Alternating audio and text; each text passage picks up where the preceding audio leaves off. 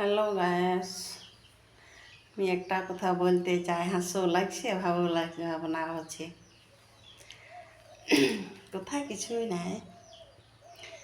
আগে আমি ছোট ছিলাম, ছোটবেলা থেকে দেখে এসেছি, বুড়া হয়ে গেলি তাই দেখতে মানে কেমন পরিবর্তনটা হয়ে আছে সেটা দেখে দেখেই চলে আসছি।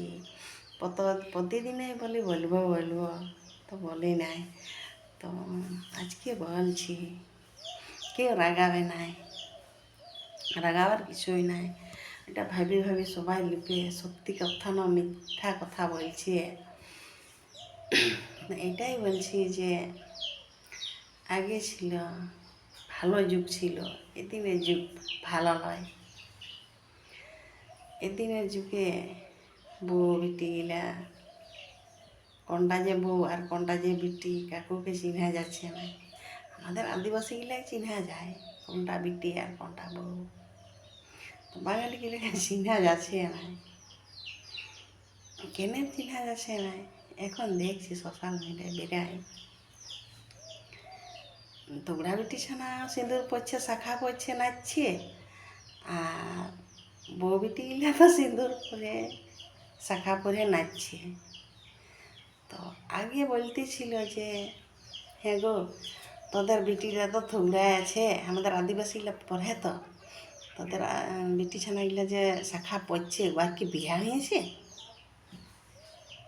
না, হয় নাই।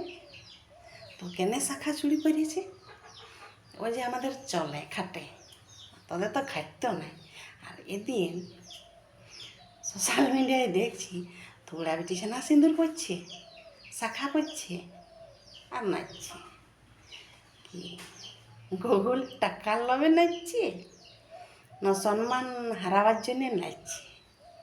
সেটা বলো, সত্যি না মিথ্যা?